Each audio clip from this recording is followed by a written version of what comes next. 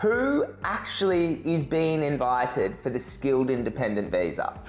Immigration have just released what occupations were invited and what points you needed for the most recent invitation round on the 4th of June. So looking through this, we can see that 10,000 applicants actually received an invitation. And when you scroll through, you can see that a lot or most housing trades were invited with as low as 65 points. So we're talking bricklayer, carpenter, electrician, plasterer, glazier, joiner, stonemason, plumbers, tilers. And then it slowly sort of went up a little bit after that to the next rung of it, people who received invitations. So these were, generally speaking, the health-related occupations. So things like audiologist, psychologist, a lot of nurses and doctors received invitations, OTs with 75 points, a psychologist, etc., all those health-related occupations. Teachers, social workers also were invited with 75 points. Then after that, you kind of went to the next sort of tranche of invitations with 80 points or more. So we saw agricultural consultants, scientists, boat builders, cabinet makers, childcare centre managers, construction project managers, economists, electrical engineering draftsperson, electrical instrument trades workers, so if you did the Cert 3 in instrumentation, engineering managers, environmental consultants, footballers. Like, scroll down, you can have a look on the screen, but it was just a wild variety of occupations. I guess immigration's just kind of getting out the quota that they have. And I mean, panel beaters, solicitors, tennis coach, valuers. It's really wild, the actual applicants that were invited with 80 points.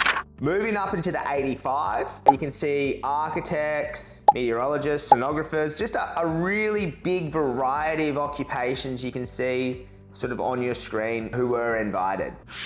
Now, what this means is just because they were invited on the last round doesn't mean they will be on the next round. Basically, this round, immigration was kind of restricted with who they could give invitations to. If your occupation was already had enough quota through employer sponsorship, they might not have received an invitation, which is telling when you look for who did not get an invitation. So that's what I'm going to go through now.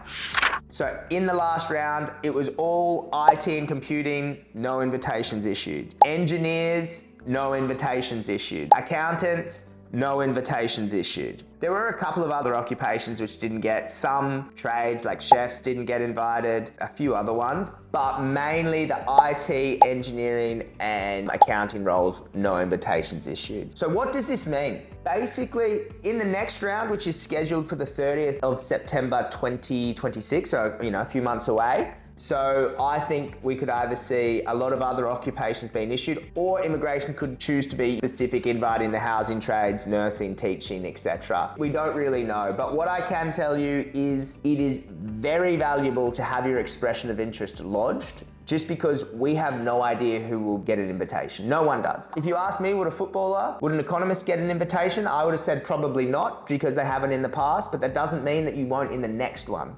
So the best thing you can do is have your expression of interest lodged, have as many points as possible, because you need to have an expression of interest lodged to get invited. If you want to discuss your situation in detail and get a strategic plan, jump on our website, book in for a consultation with a migration agent. We can discuss your situation in detail and work out a plan for you.